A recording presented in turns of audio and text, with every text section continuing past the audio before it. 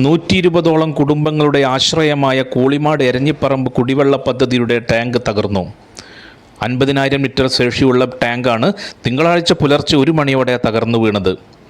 രാവിലെ 7 മണിക്ക് പമ്പിംഗ് നടത്താനായി വെള്ളം ശേഖരിച്ചു വെച്ച സമയത്താണ് ടാങ്ക് തകർന്നത്. ശേഖരിച്ച വെള്ളം സമീപ വീടുകളിലേക്ക് കുത്തിയൊലിച്ചു.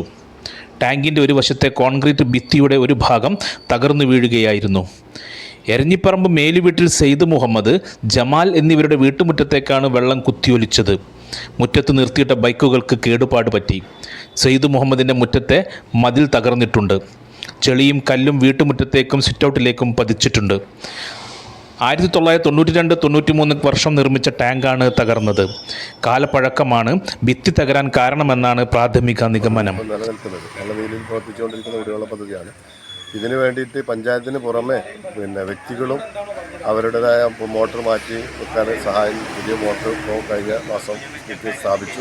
പഞ്ചായത്തിൻ്റെ ഫണ്ടല്ല, നമ്മുടെ ഇവിടെ പ്രദേശത്തിൻ്റെ ഒരു വ്യക്തി ആണ് ആ മോട്ടറിന് വേണ്ട ഫണ്ട് തന്നത്. 10,75,000 രൂപ അതിന് ചിലവായിട്ടുണ്ട് എന്നാണ് ഞാൻ മനസ്സിലാക്കുന്നത്. ഏതായാലും അത് നല്ല നിലയിൽ പ്രവർത്തിക്കുന്ന ഒരു കുടിവെള്ള പദ്ധതിയാണ്. അതുകൊണ്ട് തുടർന്ന് നമുക്ക് എത്രയും പെട്ടെന്ന് ഇതിന് പരിഹാരം. ചാത്തമംഗലം ഗ്രാമപഞ്ചായത്ത് വാർഡ് 10 എരഞ്ഞിപ്പറമ്പ് ചിറ്റാരിപ്പിലാക്കൽ ഭാഗത്തെ 120ഓളം കുടുംബങ്ങളുടെ കുടിവെള്ളമാണ് ഇതോടെ മുട്ടിയത്.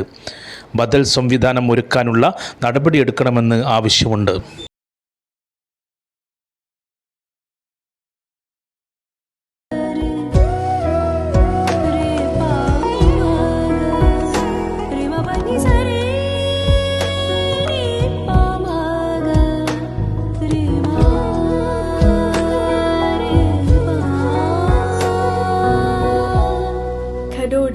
Golden Diamonds, Mavoor, Poovattuparamba. കൂടുതൽ വാർത്തകൾ ലഭിക്കാൻ sport media YouTube channel subscribe ചെയ്യുക.